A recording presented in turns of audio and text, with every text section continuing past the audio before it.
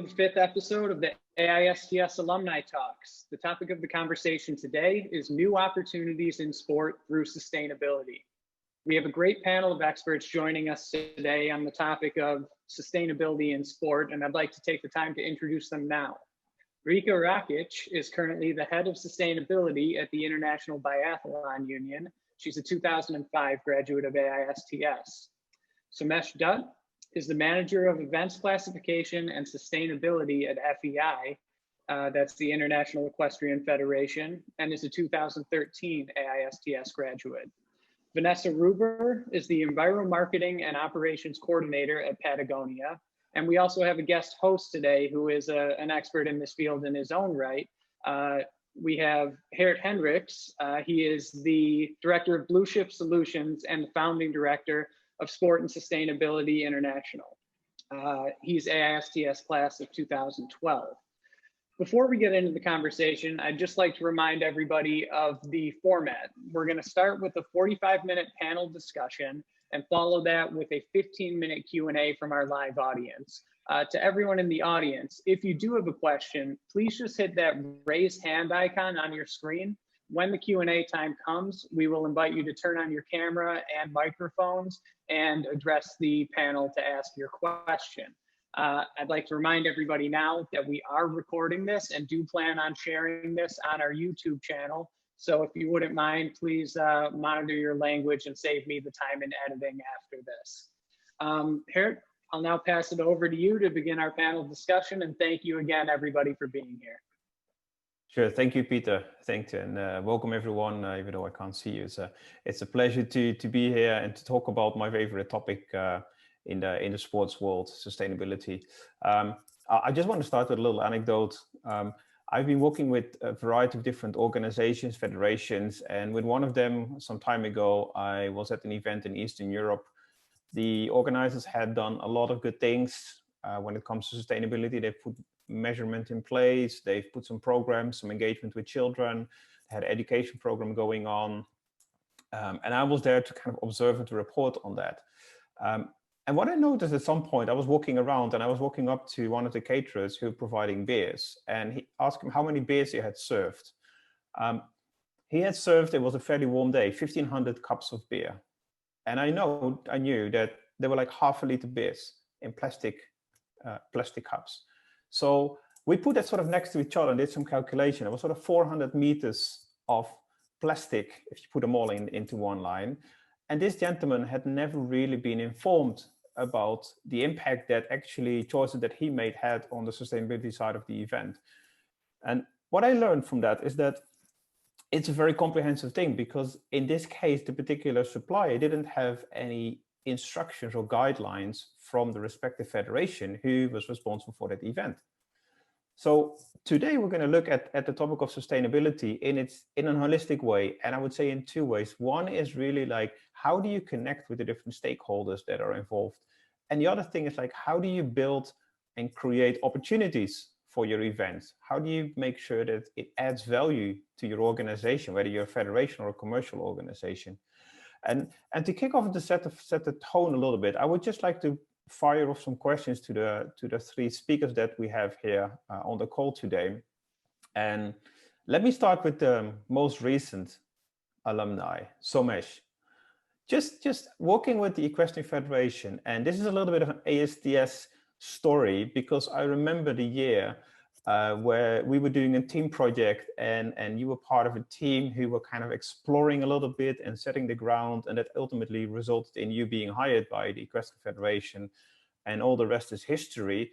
Can you tell a little bit about like, how did you get started in an organization like the Equestrian Federation with a program? How did you get management buy-in? How did you get the first 1 or 2 programs off the ground? Right. Thanks, Geert, and good evening to everyone else. So Geert was the project manager at the time of the AISTS, and we went off to the first meeting somewhere in January, February of 2013 to the FEI. And as many would recall / know now, the 2010 Vancouver Games was sort of the formal announcement of sustainability being explored, embraced in sport organization at the time, and event organization rather. And 2012 was really the launch of it. And on the backdrop of it, there were certain federations that had started to look into it, and that was the start of all of this. So we had at the time an exec director, education and standards would be the bit where sustainability and several other scientific projects for the FEI would sit in, which I'm very fortunate to be managing right now, where there was a very clear vision of coming out with guidelines, which rather was a culmination of the project and the explorations that we did. And in the FEI, given, you know, we have a wonderful ambassador of the nature, the horse that we work with, and it's edged in our statutes to statute 1.4, I think, that says to conserve and preserve the natural environment for the continuity of the sport. So the philosophy had always been there, and it was only being explored as to how this should be brought in terms of a program, a policy, a process that it reaches to all the stakeholders in different phases and so on.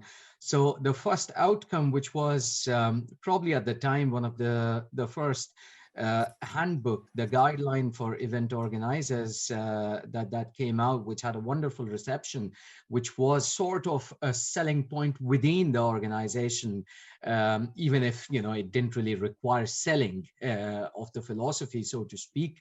But that was the start of all of that. Even though my start at the FEI didn't really begin on the sustainability note once I'd finished delivering on this handbook, because there was a bit of a hiatus where this was being looked into, how the response from the event organizers for who it was meant to be was. And so then 1 or 2 years later is when, you know, the next force and set of ideas and implementations came into being. But to summarize, it has to be obviously completely in line with the philosophy of the organization for it to go on, and resources being allocated to in the, you know, near and short term. And what's the coolest sustainability activity that you've done in the last year, Somesh? So I got back into the project in mid of 2018. I'd done another job for the while, 14 until 18. And so then we were looking at improving the already very good handbook that we have in lines with established standards, because we did see that we were sort of missing on the reporting aspect of it. And so after a lot of consultation externally and with consulting companies, we said that, okay, we are going to go with the GRI G4 indicators. And that's where a lot of scientific work has been based. So mind you that it's not really just a certification at the FEI level, a GRI certification or an ISO 2021 that we are looking at, but more as to how to imbibe the principles of it so that we can distribute it into the scope 3, which is our event organizers. That's where a lot of it has gone in. 2019 somewhere, you know, I realized that there also has to be a lot of comms and marketing component to the whole thing to get the impetus up. And so we concentrated a lot on some of the very wonderful examples of activation of sponsorships on sustainability themes that we have, which, you know, sort of brings in the whole stakeholder point of view. And that's where we concentrated in 2019 on getting the Helsinki or the Rotterdam examples up, while all the technical and the sustainability scientific aspects were going on in the background. So thank you very much for outlining that journey to us. And I think it's probably a journey that a lot of federations I've gone to. And by the way, if you've heard a lot of difficult words, if you hear Somesh talking about GRI, certification, scope, etc., that just proves that he's an extremely intelligent person. But don't hesitate to ask any questions or make any comments or compliments to Somesh if you want in the chat box. Peter will be monitoring that, and we'll take time for the questions afterwards. But if there's anything you don't understand, you can always post something anonymously, and we're happy to take that. Just moving to Vanessa, because we love our federations, but it's a very typical world. And I'm just moving to the business side, because Patagonia is a corporation, it's an enterprise that has ingrained sustainability in its roots from the start. How would you say that works currently in activities that you do? We worked, for example, to get on one edition of the War and Wear Tour, where together with SandSI we had this event at the UNIL next to AISTS, which is, for those who don't know it, it's an initiative from Patagonia to repair clothes at no cost in order to make people continue to use them and not buy new clothes, because it's a big impact on the environment. But how do you weave that sort of activities into the fact that you're a business, you need to drive revenue? From the beginning, Yvonne Chouinard has always said, it's sustainability and how can we do better and do good for the planet. Our mission statement is we are in business to save our home planet. So we have to figure out all different methods of what we're going to do to follow through on that mission. So the War and Wear is a super example. It's really the heart of our company, in that we go around. Already, it's all Patagonia. You can repair your clothes always for free. So that's year round. If you have a Patagonia gear, you can always repair. You can go into any store and repair your gear for free. And then we have tours where we have a tiny house, or we have a little bus that goes around. There's a snow tour, like you said, with the University of Lausanne. We went all around Europe the past 4 or 5 years, where we had our little house that repaired snow gear. And in the summer months, we repair surf gear. And this is any brand. So as you said, it's as well to put the gear back into play, to make the carbon footprint less. When you repair, you probably can get 2 more years out of your gear. So it's making that you don't have to buy new stuff. And I know that's kind of against what a corporation should say, but it's also Patagonia years ago, they said, don't buy this jacket. It was really like, don't buy this jacket. And then people went, and it was one of the biggest advertising gigs ever, because everyone wanted to buy that jacket.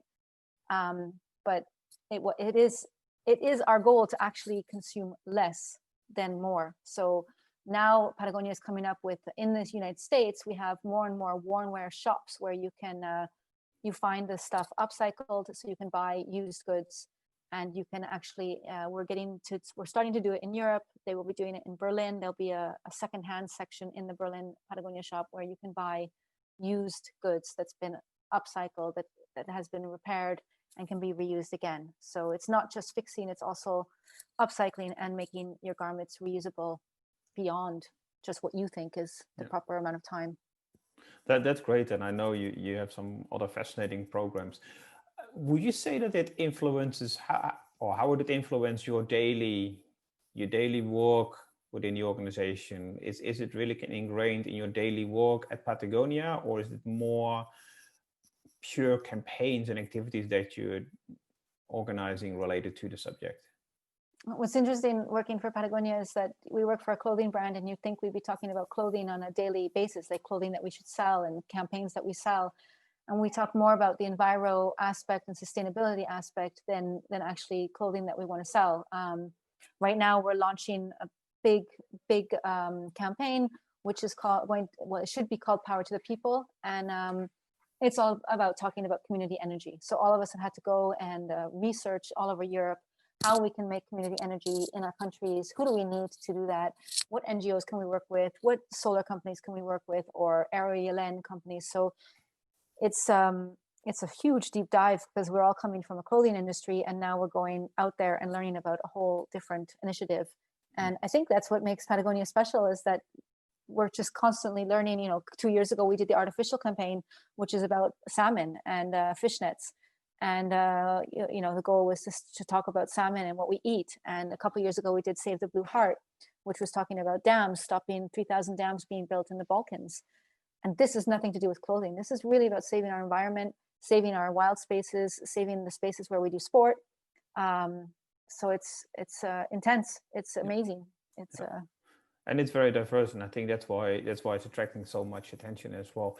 Just moving to Riikka, who worked in a variety of different organizations and currently with Biathlon.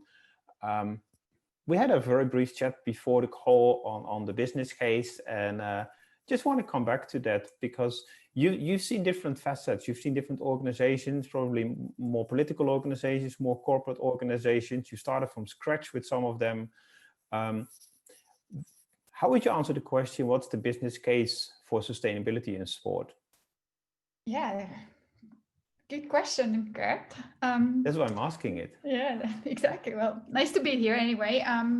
Hello to everyone. Yes, I'm here, I guess, mostly flying the snow sport flag because most of my experience in sustainability has been in snow sport. And I guess from that perspective, the business case is really easy to answer.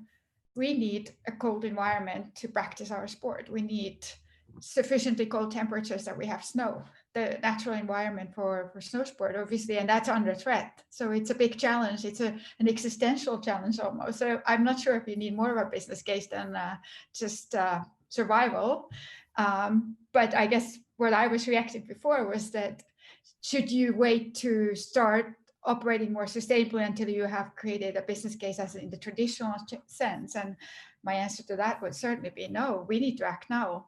The challenge is upon us, and certainly in snow sports, it's there and we have to tackle it. And many people seem to be shying away from that. Unfortunately, I've witnessed that certainly in snow sports in the past. And that's why I think I'm really glad to be in a position in this current role where we really have the support to take that on and assume our responsibility for what we're doing for the benefit of our sport in the future, and especially benefit of younger generations still being able to practice our sport.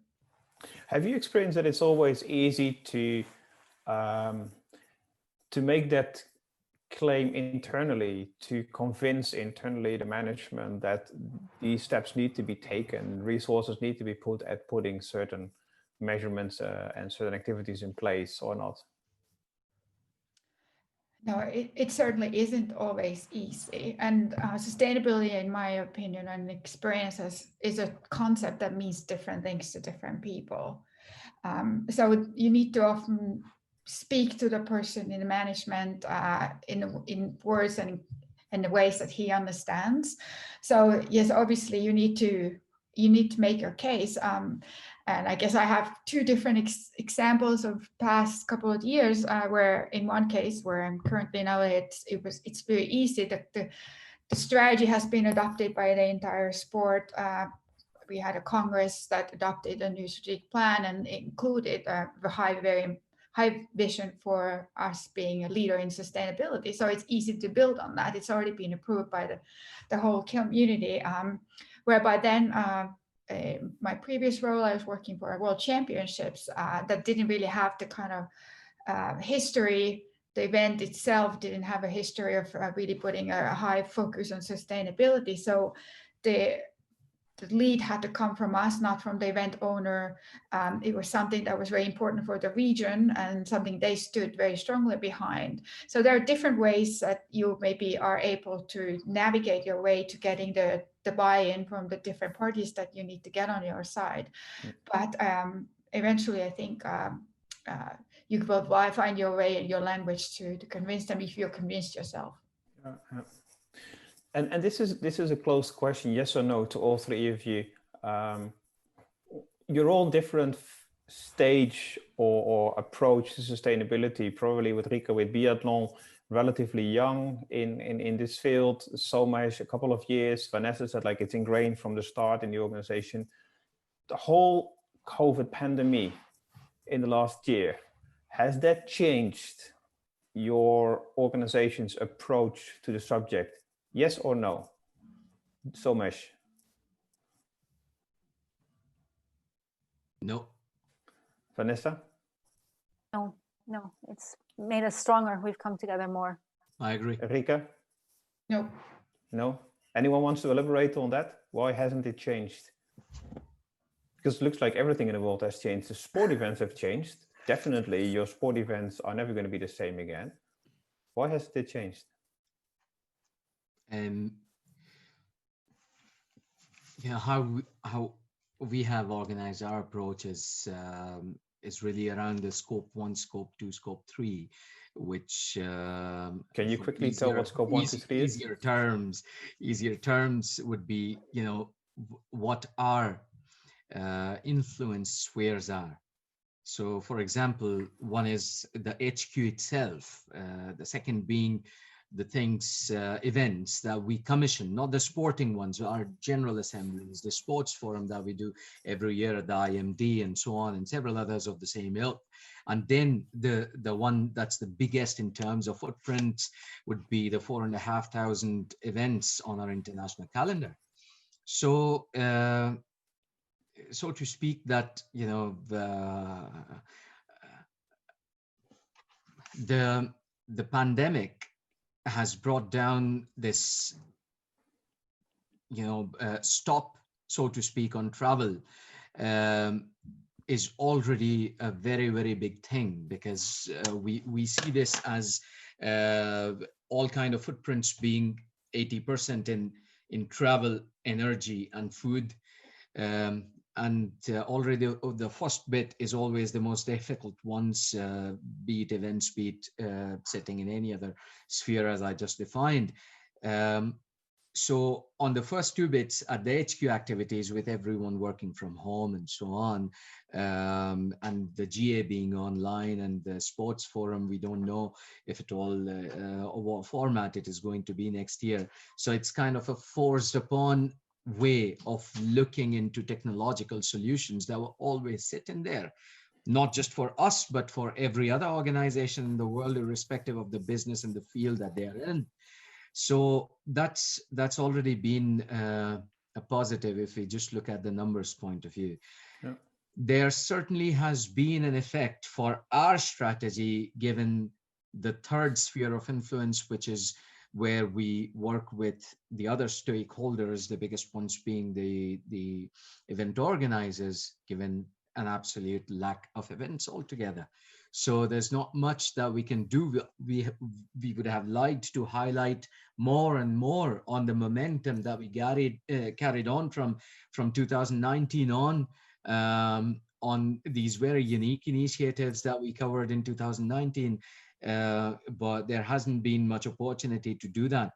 So we have instead utilized the time to go back to the drawing board in terms of the scientific work behind the scenes, in terms of, for example, linking the revision of our handbook to what we have identified as 8 UN SDGs, and working on a self-reporting and measurement system for event organizers. So all of that would still, you know, wait for a little while to see the light of day.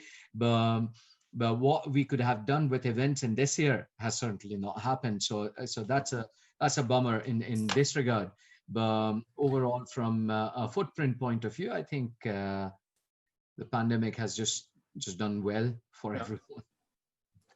Well, there's definitely different ways I think organizations have responded to it. I don't know, Vanessa, Riikka, if you want to add something or take a different angle on what Somesh just said. For Patagonia, so we did travel quite a lot before the pandemic, and we would hold events. It was very important to do team building, and it was very important to see people and see our ambassadors and do sport and do things like that together. And I think the pandemic, I mean, obviously there's pros and cons, like Somesh has said. What happened with Patagonia is that we went through a whole reimagine section of our corporation. When Rose Macario left, she left in June, right before the Black Lives Matter happened. We went through a big reimagine sessions, months of where we looked into ourselves and said, how can we work better? How can we connect better? How can we, even in our personal lives and in our professional lives, how can we make it, work in this new situation? And there's really positives coming out of it. Like we have been having lunch talks within the company where we educate ourselves on farms, regenerative organic, different kinds of community energies. We had speakers, photographers talking about what they see in the world. So on a weekly rate, we had different people coming in to speak to the whole company to say, this is what we see. And I think before the pandemic, we didn't do, you just did your job, you went about it, you did your events, you did your campaigns. And we all kind of, we're now so much stuck in front of the screen that now we take the time to speak to each other and actually take the time to learn and educate ourselves about what's going on around us, and not just in our little bubble of, okay, this is what we work for. Yeah, there's definitely an increased awareness, and it's true that I don't know how many hours you spent on your screen today, but that definitely increased. Peter, you've been very quiet and well behaving for an American, but if there's any question you would like to chip in, feel free to. I don't know if you have any burning question at this stage. Otherwise, I appreciate it, and I apologize for interrupting you just now, as an American may do. But those that were in my class that are here that know me won't be surprised that since the start of this conversation, I've been thinking about it from a certain angle. And obviously there is this essential environmental cause for sustainability in sport.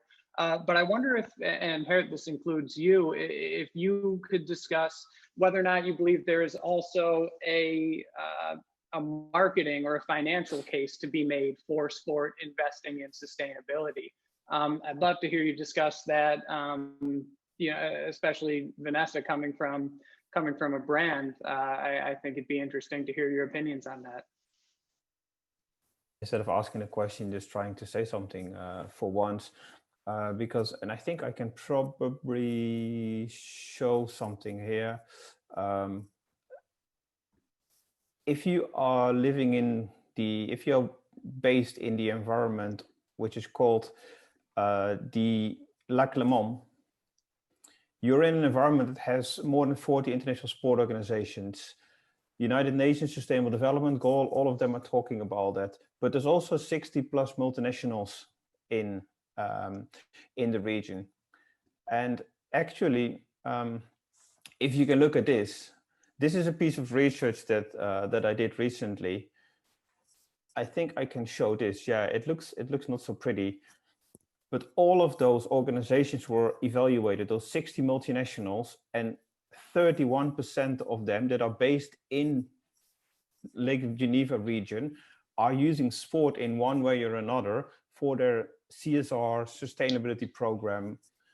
These are the key topics. This is a word cloud of their sustainability reports. So you can see the key themes that these organizations are looking at. And we also assessed which SDGs. There are 17 SDGs for those who are not familiar, the United Nations Sustainable Development Goals. These are the three that they highlighted as the ones that were most prominent, most relevant in their corporate activities. So when you talk about opportunities, if you are a sport organization, here are organizations that on the same subject, you have a direct conversation that you can have, whether it's about climate action, whether it's about responsible consumption or production, and they're at your doorstep if you're a federation based in, at least based in the French part of Switzerland, but otherwise most of them are multinational, so they have offices everywhere. So that's a very concrete example of something that I think is in front of us, that we can really engage with our sponsors on this subject. And a very simple thing that I always tell to organizations is, you all have sponsors, ask them what their sustainability priorities are, what their sustainability program is. And there's a lot of opportunities to really kind of jointly develop programs that will make you happy, Peter. Can I add maybe something from my experience working at the World Championships in Alpine Skiing 2019? We had a similar experience, actually, that we were having a high aim. We wanted to be the first fossil fuel free world championships ever. Now, that was a very challenging thing to try to do, and we clearly found out that it wasn't possible, not in 2019, not in the middle of winter in middle of Sweden. But what that kind of very top of level communication line drew us was a lot of interest from our sponsors. We obviously had some sponsors on board already, and we suddenly started getting inquiries from them about how can they help us, how can they actually contribute to that goal of trying to be fossil fuel free. So it seemed that soon sky was the limit as far as what ideas could come out from just having that dialogue with our sponsors. But also we then ended up actually acquiring one additional sponsor who only came on board to help us to meet that goal and try to be climate neutral in the end. So I had a really positive experience there, and I think it came from trying to be bolder and trying to be more ambitious than most people are, daring to do in a big event. But it just came out the whole community together, and I think we learned a lot for sure. Can I pitch in, Geert? Right, that's one of my favorite topics that I think that needs to be really explored and milked very much further. I'll pick up the example of two flagship ones that we've been talking of close to a year now. We would have new points to talk about had 2020 been different. But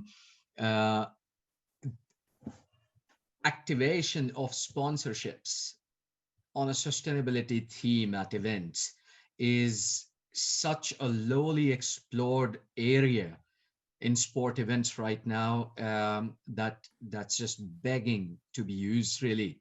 And any kind of ideas come from really anywhere. Now, one would not really think for a financial services company that's sponsoring an equestrian show jumping and dressage event. It was our European Championships in Rotterdam in 2019 to activate their sponsorship on a sustainability theme.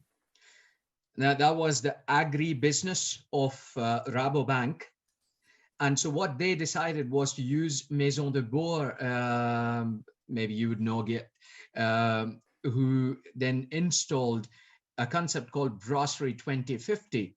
And instead of getting their guests into the VIP or getting them involved in any other way, they actually got them to this concept restaurant made from bamboo and so on food items that was soya-based tuna and so on, to get them to come to the Brasserie 2050, which was their point in the event, and activated their sponsorship like that.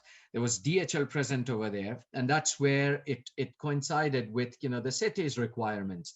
And so DHL Netherlands had, well, overall DHL has 2050 and 2025 reduction of emissions and zero emissions as their targets, but they decided to use completely electric last point delivery vehicles as the things that they put on at the event to showcase how they are moving on into achieving these zero emissions in the last mile delivery. Same with Helsinki. Now that's a perfect example of using a power company to make energy from horse poop. So it doesn't really go any greener, so to speak, or in fact it was all positive. They used 168 megawatt hours. They produced 168 megawatt hours from 140 tons of horse poop for 7 days of stabled horses, and used only recorded so much. And they that's a lot of poop, but then worth into energy, they were able to give it back to 26 single family homes for a month in winter in Helsinki. So these are examples that that we cry out for IEVs and event organizers to explore with the sponsors, because they are in the industry, they have even more answerability to the regulations, government ones as well as local ones, and might already have, lots of ideas building up, just as Vanessa said, having reimagination meetings going on in this time, and through lunch meetings, you don't even know what they are concocting. Looking at that, whether driven by their own philosophy or driven by pressure, one way or the other, there might be ideas out there where activations actually could be implemented at events. And that's one area that's why I think I would like to, and would love for all other sports to explore into, because that's really a megaphone. Imagine an apparel company. We have Horsepilot as an apparel partner, and they have this program of not only recycling but also repairing, and to sort of present themselves at an event with this sort of an idea or a theme would be absolutely wonderful. There's plenty of I think of opportunities and good cases, and it's probably just good to make a pitch at this stage for the sports sustainability website that Gives has developed. With SandSI, we actually kind of help them filling it, and we continue to work on that.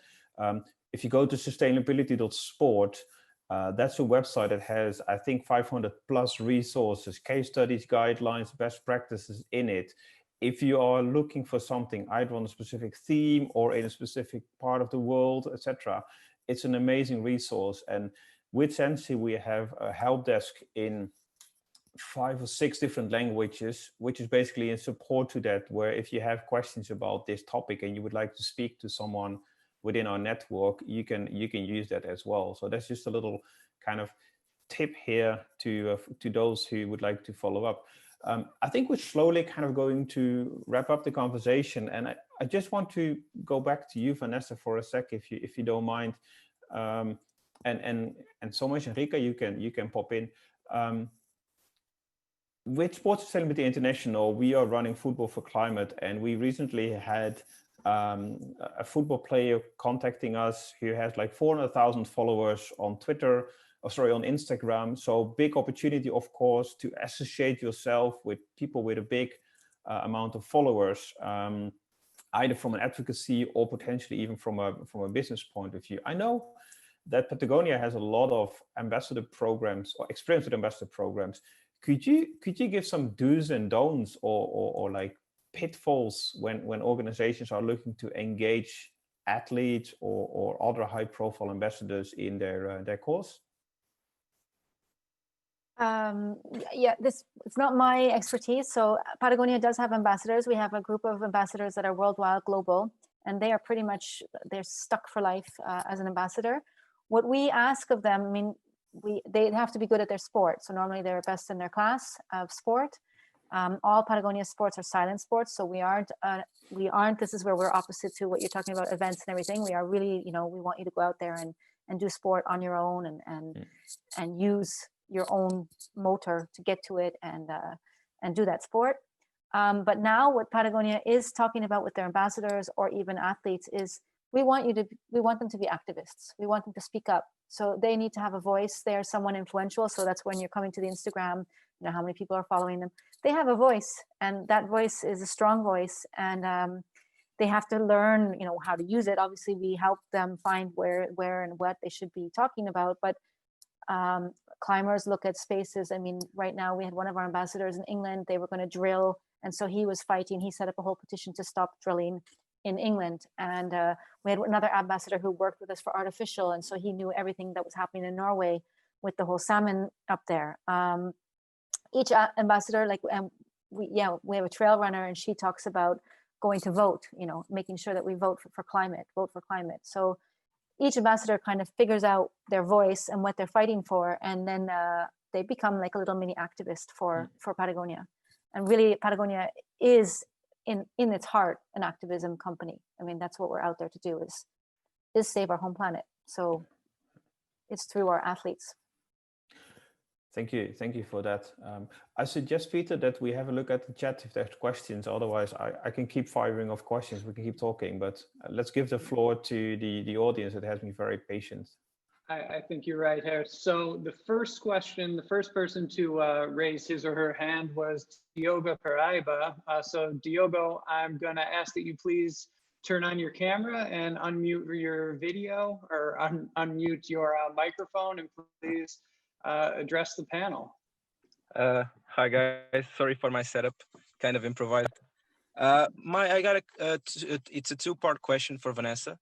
So first of all, you were talking about the ambassadors and their activist personalities and what they create. My question is more towards, do you see sustainability being integrated in sports events in the short term? So being it a natural thing within sports?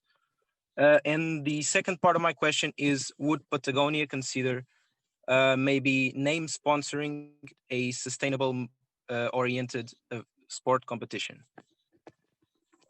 So obviously, yes, you can do sustainability in sport.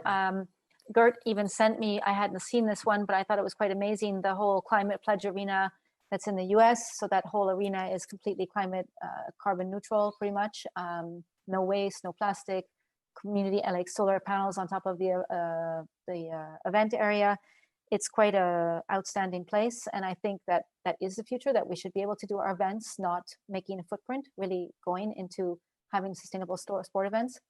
Patagonia and events, do we sponsor events? So this is difficult because we want to focus on silent sports. So we're not a competitive brand. We don't look at competitiveness. However, we do fun like events. So we have planned Dirks and Derby, which is a snowboarding event. And it's kind of more for fun. We did a La Sentinelle, which is a backcountry ski event, which is in Europe every year, where you can, a couple of people can sign up and you bring alcohol from your country and you can skin up the mountain and be together. It's more the togetherness, having a plan and doing something and having a story afterwards. For us, it's the storytelling and coming out of that area with a story to tell, learning about nature, learning about each other, and building a community. Not necessarily the competitive side. Is that what you're telling me? No, so we are not at all. One of our only ambassadors who's competitive is Alex Migos, and he was supposed to go to the Olympics for climbing, but otherwise most of our ambassadors are really the silent type, doing their sport and doing what they love and doing it in the nature and trying to save that space. Okay, perfect. Thank you so much. All right, thank you, Diogo. And the next question came through via chat from Sarah Franzini Gabrielli. It's a question in 3 parts, so I think I'll just start with the first and move on from there. So, do your organizations already do the sustainability report? I guess that's just a yes or no for everybody.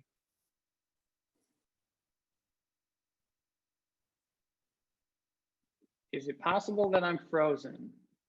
No. No. No. Was that an answer to the question, or whether or not I was frozen? Sorry, I don't know what just happened. Somesh, do you publish an annual report as Equestrian Federation? No. So all that we have done is measure and report our carbon footprint to the IOC in line with the IOC DAO initiative, but we do not publish it publicly yet. How's that for you, Riikka? Yeah, so we plan to do a report. We are new, as you mentioned, in terms of starting out a program, and the strategy was just approved in September. But from next year, we will be part of the annual report with our sustainability achievements and reporting.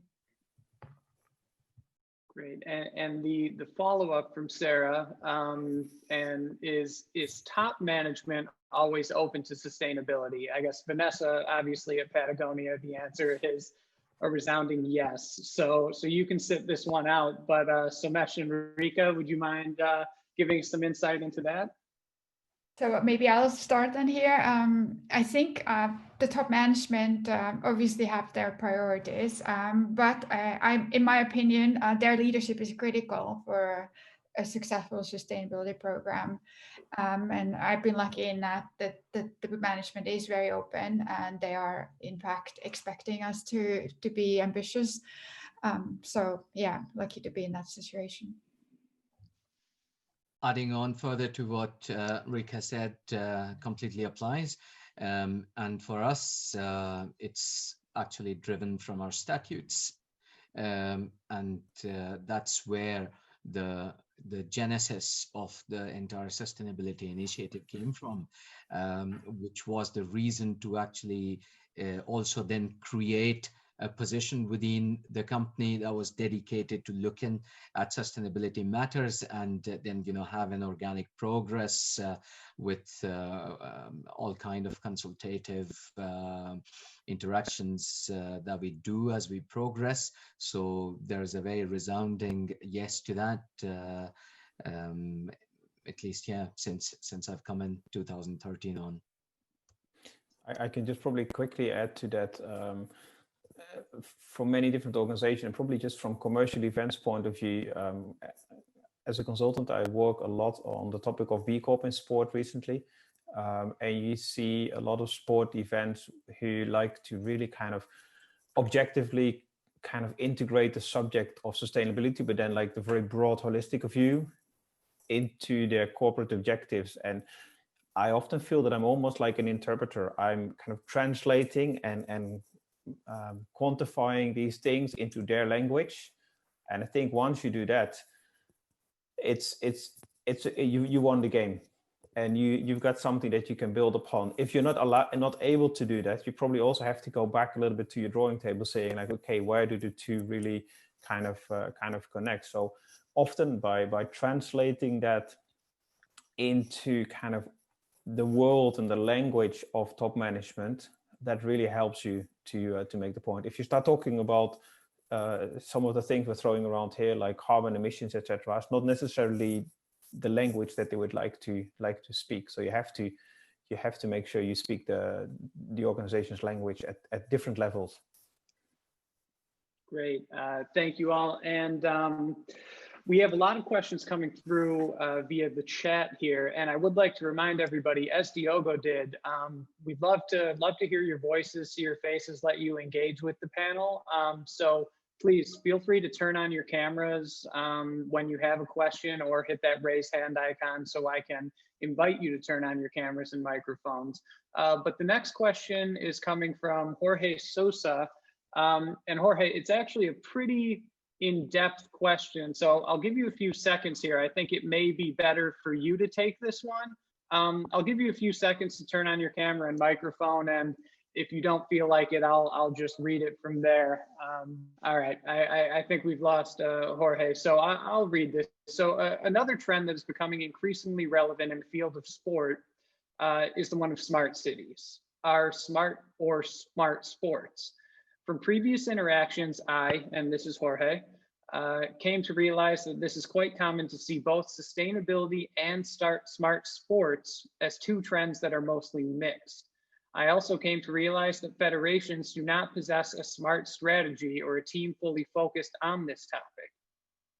As it has a broader scope than sustainability, would you consider sustainable strategies or teams to be integrated in this broader trend?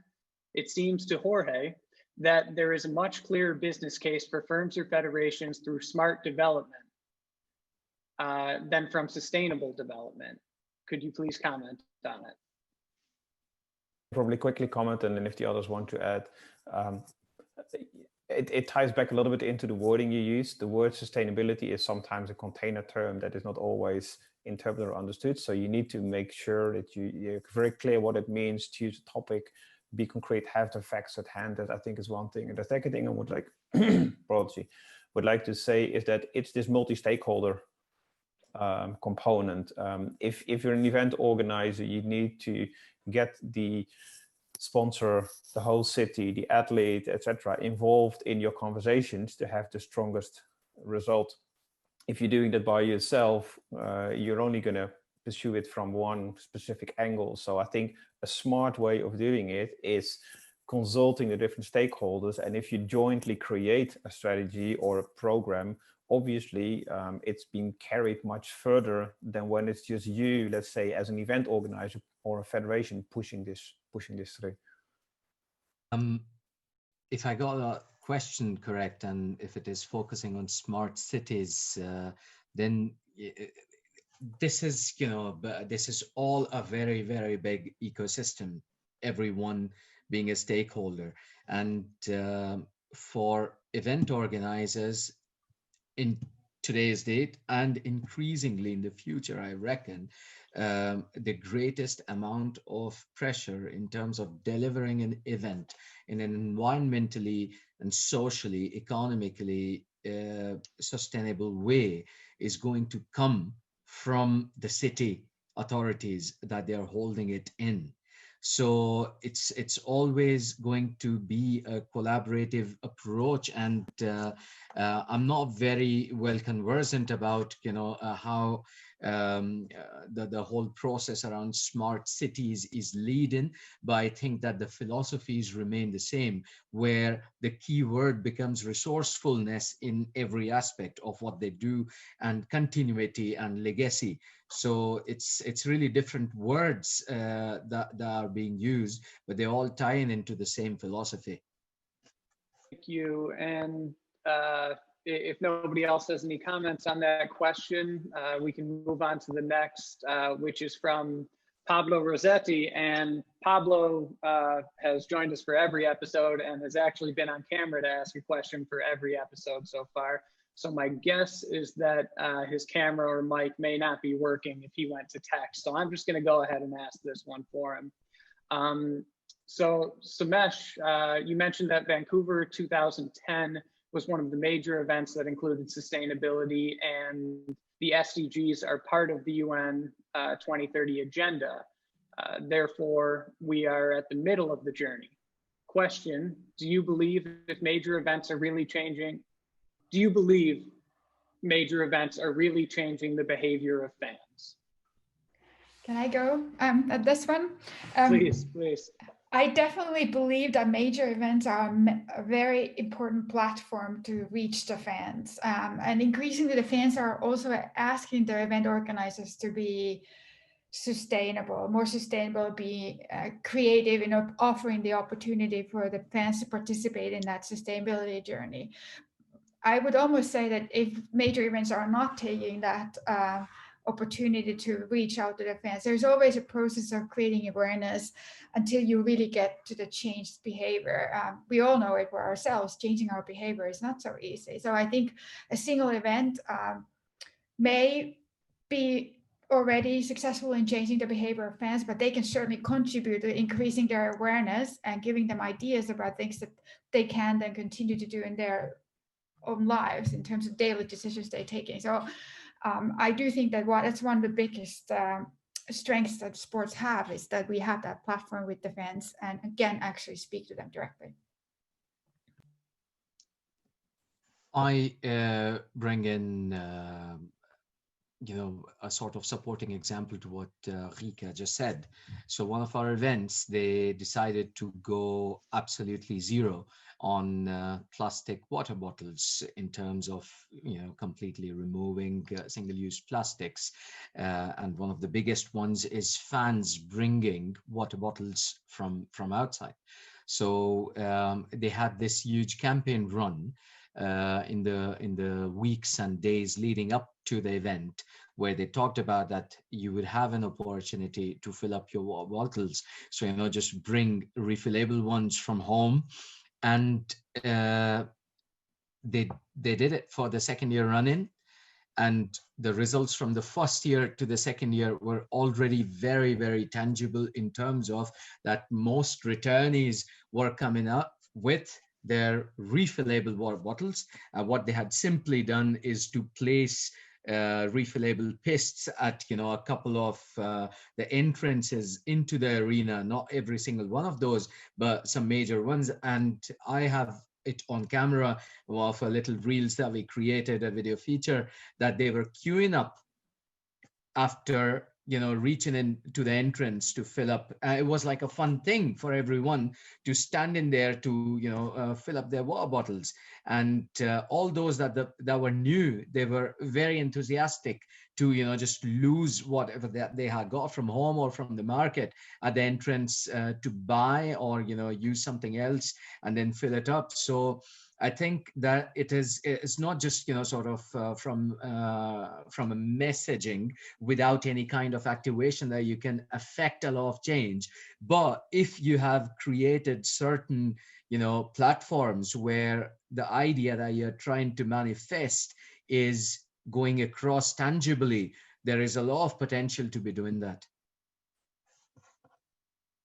Great, thank you. And the next question is from Julia, and it's one that I actually find very interesting because along with educating everybody and allowing people to have detailed discussions, a big reason that we started these AISTS Alumni Talks was to help each other out and to allow for networking and advice to be shared among alumni and just other people in or interested in the sports industry. So from Julia, how would you recommend a professional with experience in the global sport industry, but no sustainability experience, except of course for personal interest and activism, to make the shift in their career? Especially how to be heard and considered by organizations or brands. And just because we've heard from Somesh, Geert, and Riikka, more so in the Q&A section, Vanessa, I wonder if you have any insight from a Patagonia or from a brand point of view. I think one of the best methods to start now is to go to an NGO. If you're interested in doing some activism and learning more about sustainability, the NGOs now are quite active, and with all the events that are happening in different cities all over the world, you can learn a lot just by joining an NGO, going on a walk, like one of the strikes, or joining more of a, like Protect Our Winters is a silent NGO, SandSI, those are NGOs, but to try and help out an NGO, and then you can learn more about sustainability, activism. What kind of activism are you looking? Like in the food industry, there's so many different NGOs as well, and they're all looking for help as well to get their case across. So me personally, that's how I went about it as well. I went and joined some NGOs and learned from that side of things, because you can't learn it all on TV or on social or on computers. You have to get out there and be with the people and walk the walk. I'll add a couple of my 2 cents to that. I think that sustainability continuity is not a peripheral topic anymore, and is rather becoming an executive priority, not just at the highest level, but probably to weld in the principles of it and the fundamentals into every single role that we do, whether or not is it named around sustainability or not. So my suggestion, or something that I try to build into my work all the time, is to be resourceful in everything that I do, and by that way, just affect all my deliveries in that fashion. And in the process, you realize that you learn a lot on the technical side of things, as well as on implementation side of things as regards the subject of sustainability.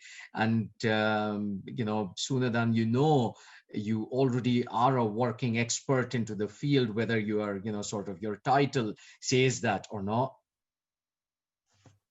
Great, thank you, Somesh, and thank you, Vanessa. And we've got about a minute or two left here. So I'd like to ask Geert a question to you. You already mentioned sustainability.sport, but for people or organizations that are looking to really start engaging with sustainability, what are some tools or opportunities available to them? Yeah, it really depends at what level you're looking at. I think getting started with tools that I just mentioned is good, getting your head around.